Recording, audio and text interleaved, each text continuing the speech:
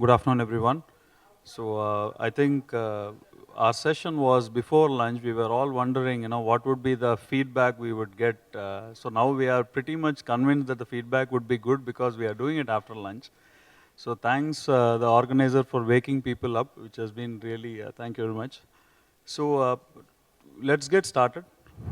My name is Nishanth. I am moderating today's panel. It's about startups. So to give you a little bit about my background, I run this company called GrowZippy, which is into e-commerce analytics. We work with Lenskart, Snapdeal, and things like that. Before this, I was running EBS, which is a payment gateway company. After selling it to a French major, I have become partially an investor and also running this company.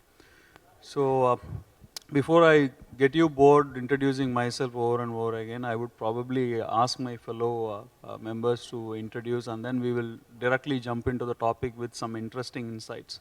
So maybe we'll start with you. Hi, I'm Radhesh. I look after the startup initiative of IBM. It's called the Global Entrepreneur Program. I'm going to talk a little bit about the Global Entrepreneur Program as the panel progresses, but a little about me. I've been with IBM for the last 15 years, and 12 years predominantly have been working as a software architect, designing solutions for enterprises around different technologies like application integration, content management solutions, to portal, to smart cities, to mobile analytics, a bunch of them. And I've taken up this role since last year, Jan, and yeah, working closely with startups and the ecosystem around them. And I also write articles, published. They get published in Your Story and Swaraj magazine. Yeah, that's about. Hello. Okay, my name is Vijay. I run an organization called the Startup Center. We're an early stage accelerator. Apart from that, if you are from Chennai, you probably attended one of the many community events that we host as well, like the Open Coffee Club. There's a Pecha Kucha event happening this weekend. So that's pretty much the brief. Hi, I'm Ahmed Aftab Naqvi. I run a company called Gozoop. We are arguably India's largest independent digital agency, serving brands like Dell, Asian Paints, PepsiCo, Discovery Channel, Mumbai Indians, amongst others. Over the years, we've worked with a whole bunch of startups, right from Snapdeal, Myntra, Pepperfry, Amazon, all of these guys. And more recently, we've started a hybrid startup accelerator called Spark Next, to work both with founders as well as entrepreneurs in residence at very early stages to build companies. Yeah. So thanks, everyone. So to put some perspective on startup, I think the first time I heard about this terminology was about, I think very clearly 10 years back. Before that, not many people knew what startup was. When I searched for a definition what startup was yesterday, it was saying that action or process of setting up things. I think even the Wikipedia guys have updated, but the dictionary has not updated what startup is. Now that's very clearly the situation. And today startup has become a hot topic. I'm still going back, when my parents started looking out for a girl at that time, I think it was 6, 7 years back, being in South India, we used to have this arranged marriage ritual. It was very difficult for me to convince my future in-laws that I was running a startup.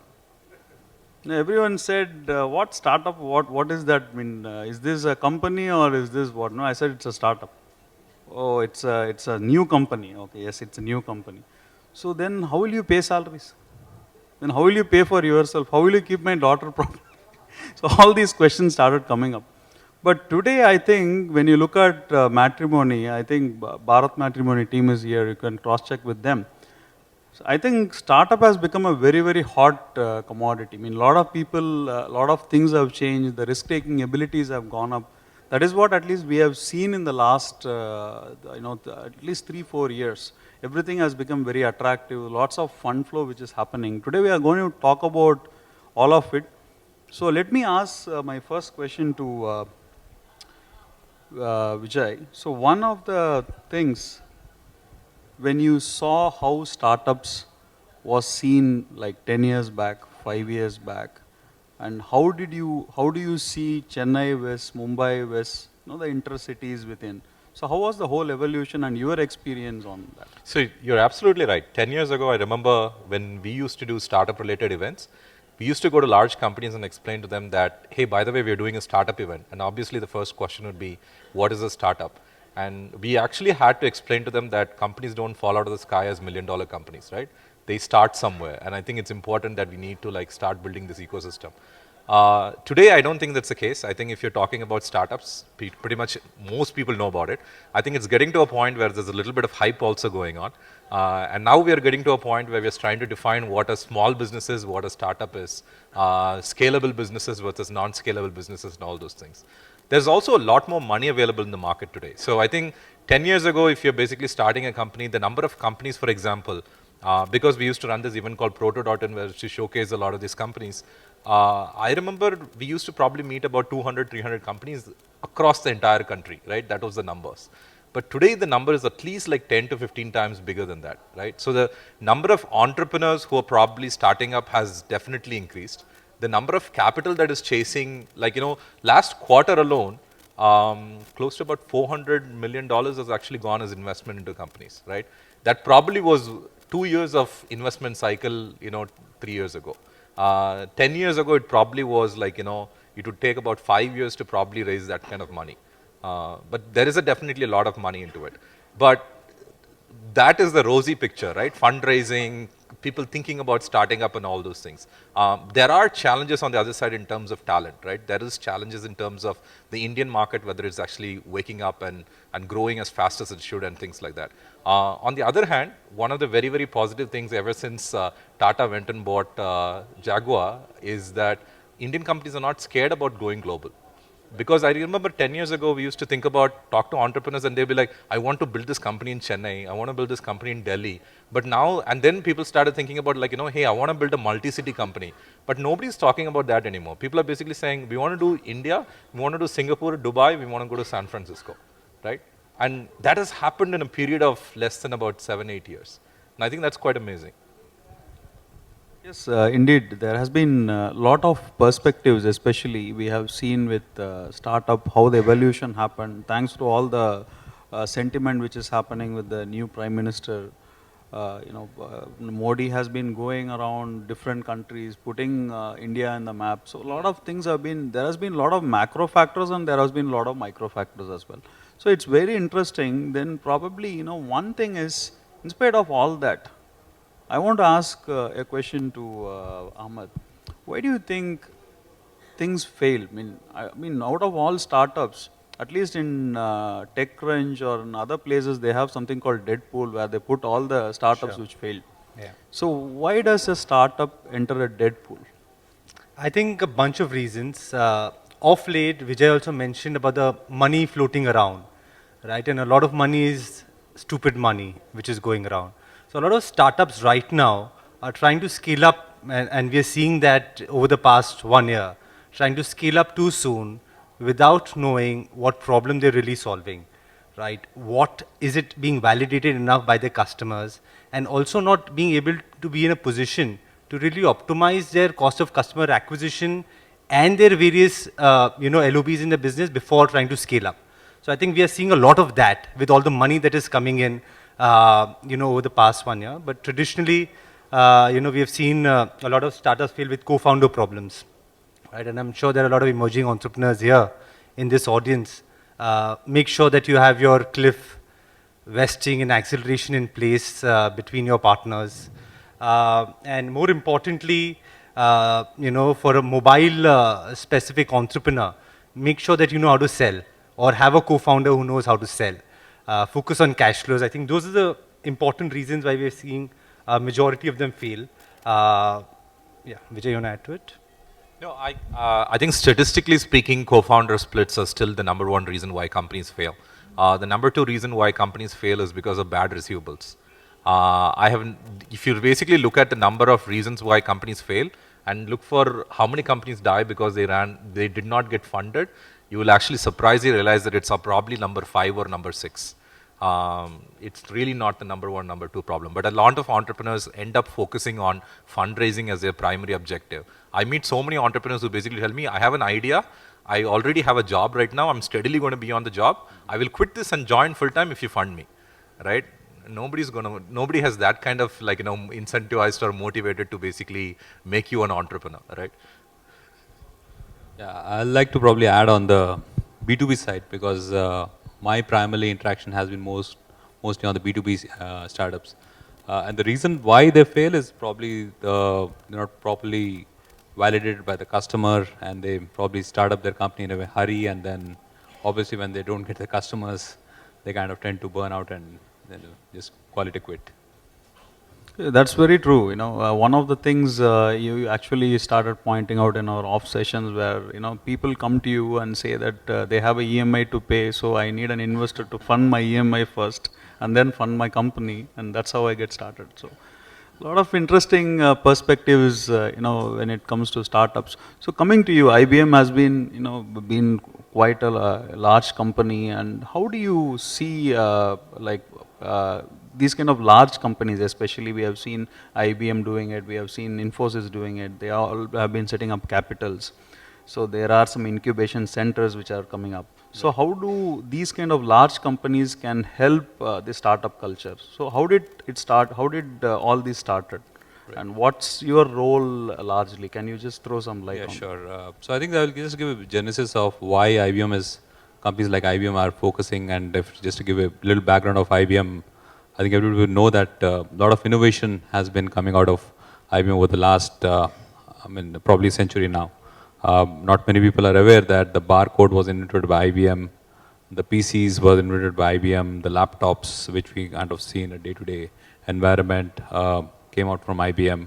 The check truncation systems was again invented by IBM. The first spacecraft which landed onto the moon, the entire code was written by IBM. So a bunch of innovations are happening over the years, and a lot of Nobel laureates also coming out there. And what we see is that the next set of innovations obviously is going to come out from the entrepreneurs and the startups around that. So that's how we are trying to engage with startups to catch them early, and so that we see the next set of innovations. So how we engage with them? So we have a bunch of technologies, like right from big data, Internet of Things, mobile, smart cities, cloud. Cloud is probably a lot of focus now. So we have these technologies which kind of offer these to the startups in the form of credits, $1,000 per month for a year. And then we also offer technology mentorship, where it is easy for the startups to adopt it. And then we kind of work on initiatives like the B2B Startup Challenge that we did last year, where we picked up 30 startups in the B2B space across India, and then got them to pitch before VCs, got them to pitch before IBM execs, did a showcasing their applications to IBM sellers. And then we also did the CIO Startup Connect, where we picked up CIOs, curated startups, and we kind of did a round table with them, and with the hit rate was around 75% on the leads that startup generated. We're going to do an enterprise hackathon where we're going to pick up a corporate challenge and then open it for hackers to solve that particular corporate problem using IBM technology. So that's something that we kind of promote and work with the startup ecosystem, so that it's like in a win-win situation. So we catch them early so that we kind of know that when they grow big, so IBM technology also grows big along with them. And in the process, if the technology is complementing to IBM, then IBM goes about acquiring them as well. Thanks. So before we go further, one question to all of you here is, how many of you here are aspiring to start a startup, or already has a startup which is 1-2 year old, looking to raise funds? Can you please put your arms up, please? So we see about 10%. So remaining 90% should be investors in that case? So, okay. So anyway, so see, fundamentally when you said, these are some things, startups, today we see 10 to 20% of arms going up, which is pretty good. But 10 years back, probably nobody even understood what funding was. At least there was only debt funding, where you need to go to a banker and he will ask you for a collateral. And you need to have a 3-year balance sheet to do that. See, before this business, I was running a payment gateway company. So we used to work with bankers and lawyers.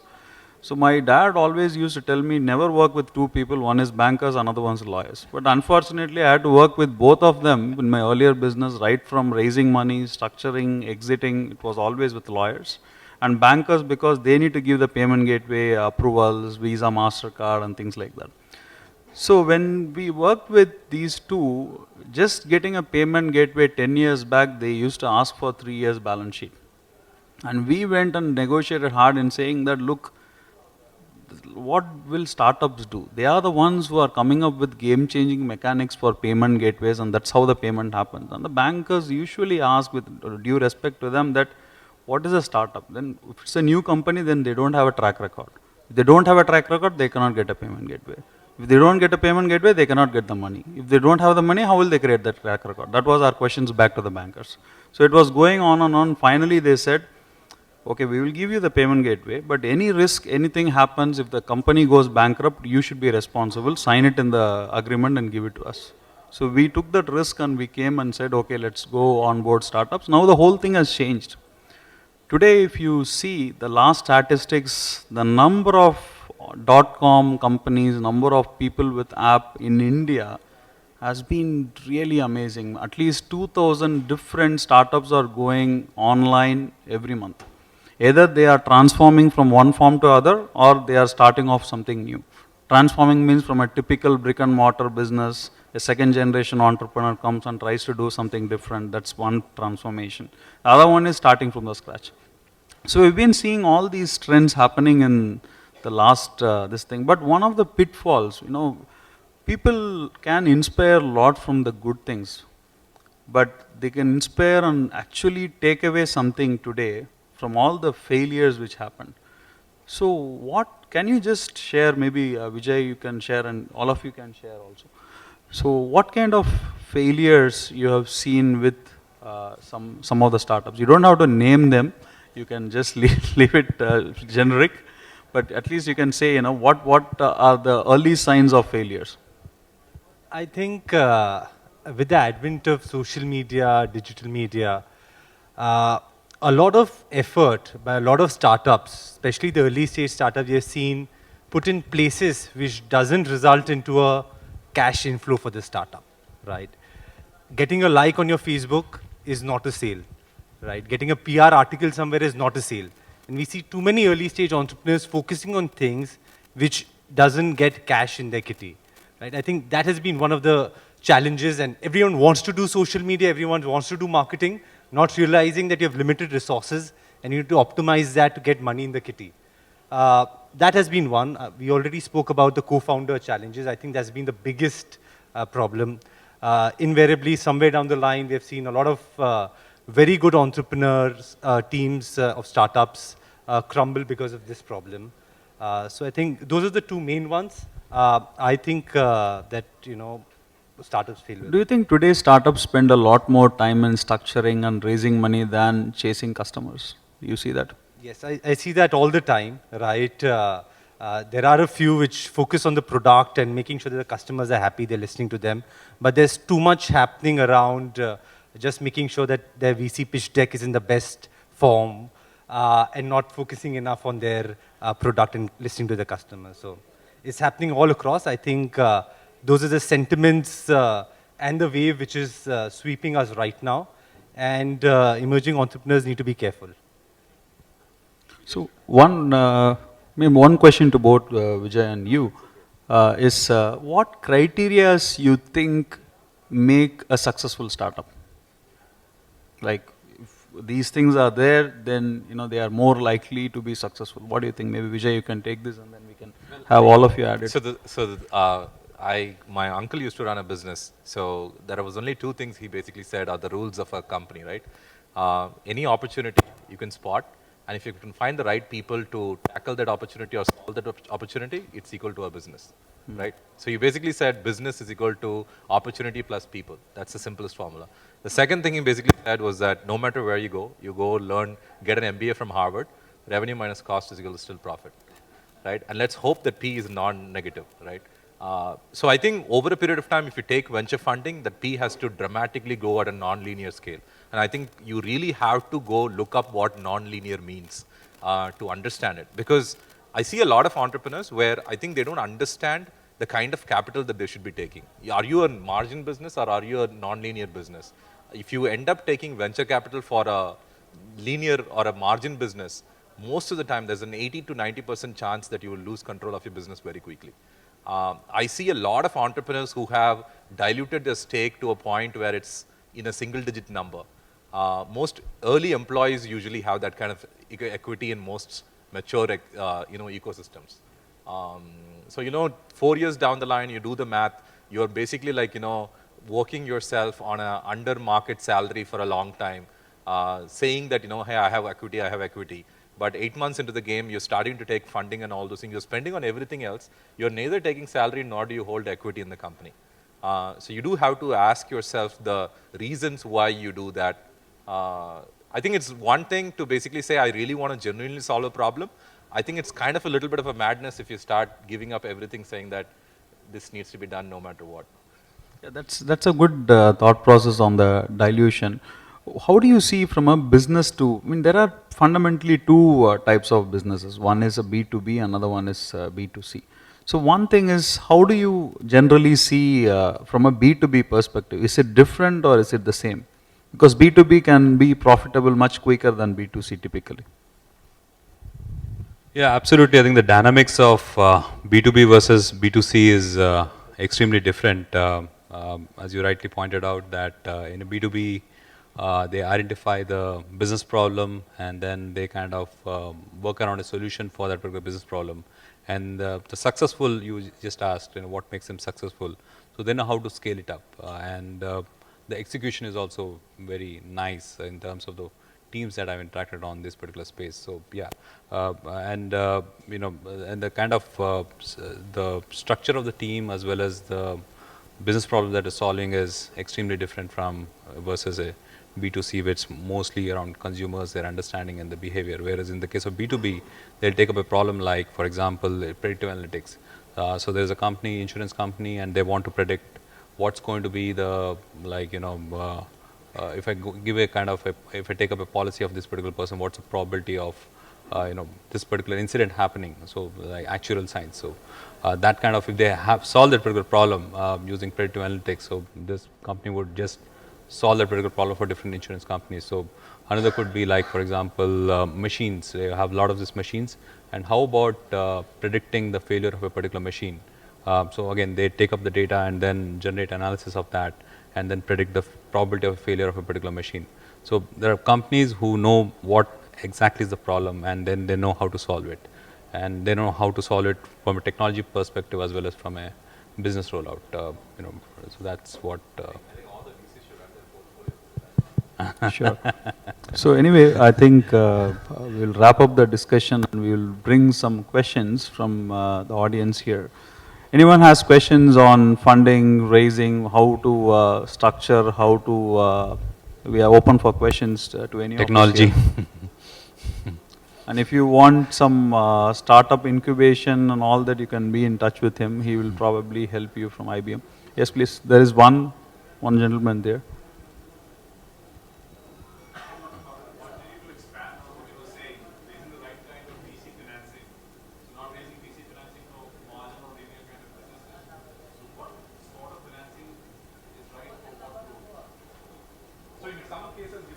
So, Vijay, 1 minute. So the question is, what kind of financing is right? So Vijay, please. Yeah, so in some cases it really might be, so I think it really is very specific to your business and you need to kind of understand what kind of margins and what kind of time period you have, right? Because that's very important.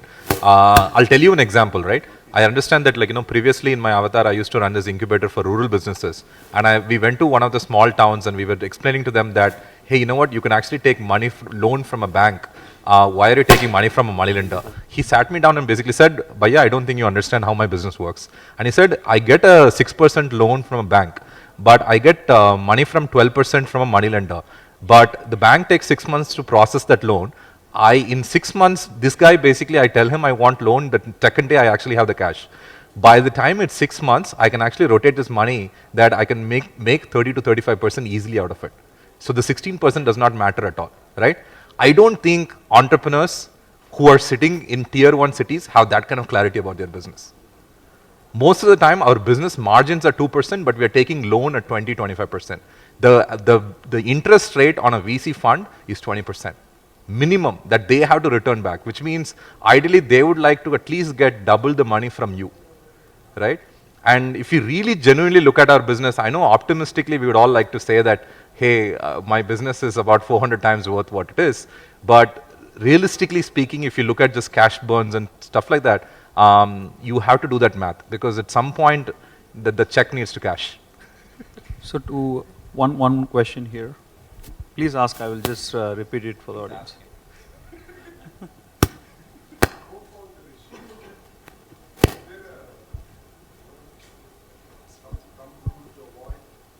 He's asking the question. Just repeat. So the question is there a co-founder issue? Thumb rule to avoid the co-founder conflict. Okay. So that the startups doesn't fold.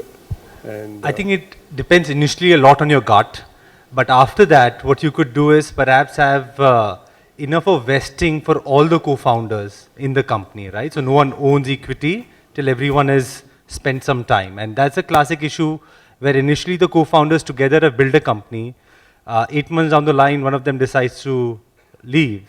He still has the equity while the other one is going ahead and making things happen, right? So if you have vesting for a year or till the angel round is being raised, I think that's a great check to make sure that all of them are vested, or even if one goes, he doesn't take away the equity. Perhaps at the angel level, you can have a kind of an acceleration where all of them get that equity, so everyone is vested together. So you can structure it with a combination of your vesting period, what kind of acceleration you want at what milestone, and what kind of a cliff is there till that equity comes into the picture. Yeah. To add to what Ahmed said, fundamentally you should ask some really tough questions to your co-founder, like what happens if you leave, what happens if I leave, what will be your role and what will be my role, what will be your primary objective, what will be secondary objective. You should always see to that the insecurities don't rise among yourself, and you have a very, very clear team spirit attitude. Nobody should feel that somebody has a higher equity or lower equity. The value should be justified. If these things are taken care, then everything should probably move on very smoothly, because when you see the value coming from that side and the same kind of value you bring in, everything is going to probably be at its best. That's my view. So the one thing I would add is that I would recommend not looking for a co-founder like you would hire a team, right? I know a lot of people basically put out AdWords basically saying that, I have seen this on LinkedIn, saying that looking for a co-founder or hiring for a co-founder. And I don't know what that means. It essentially means that you will be paid very less. You will be, you will have to work much harder. You might get some equity. That's more or less what it means, right? And half the time I ask these guys, are you going to give like an equal equity split? You are owning 50%, that person is going to own 50%. He's like, no, he's only going to own 10%. Then just tell him he's a first employee. He's not a co-founder, right? So I think be very clear about expectations, because that matters. How long you know a person actually matters. I met teams where somebody told me that, I met one team. I said, how did you guys meet? He said, I don't know him. I only met him 3 days ago because I put out an ad, right? I don't know how long that is going to last. 6 months later, I heard that they kind of split off and went their own ways. Third part is also, it's very important. See, it's friendship on a long level, right? So I think the vesting clauses and all those things are very nice. But fundamentally, you're trying to figure out, are you complementary skill sets, right? Hey, one person is a design person, the other person is probably a business person, right? Or maybe one person is a technology guy. And it's very important that you actually respect each other for their skill set. Because when things go bad, I've heard things like, I know one company where there were 2 IIM guys, and one got an IIM from Calcutta, one guy an IIM from Bangalore. And some of the nasty mails that were going on, he basically called the other guy's IIM as an inferior MBA. Right? So some of the things that go on is ridiculous. I don't even know, so IIM, most people will basically think you went on IIM, right? That's about it. But there is fights going on saying that my co-founder who has an inferior MBA is basically stating this. I'm like, what is going on? So it's very important that so one of the questions when we invest in companies, one of the questions I ask them is how long do you know each other? And what is the biggest fight that you guys had and how did you resolve it? right? And I think that's very, very important. It's important that you actually get into fights. You should disagree, right? Because if everybody is agreeing on everything, I don't think the company is going anywhere. It's important to have strong opinions, but it's important to know how you resolve it and get along as well. Absolutely. Next time, I think we should probably look at IMB and IMK. That's it. So anyway, I have 3 escalation marks with time up there. So we can't take any more questions at this point of time, but we are very much open. We are all there till the evening. Please catch hold of anyone of us for any questions. Thank you very much for your time. Thanks a lot, team. Big round of applause for them, and hopefully a lot more hands go up for starting up something right soon. We'll take a quick selfie there. Just hold on there.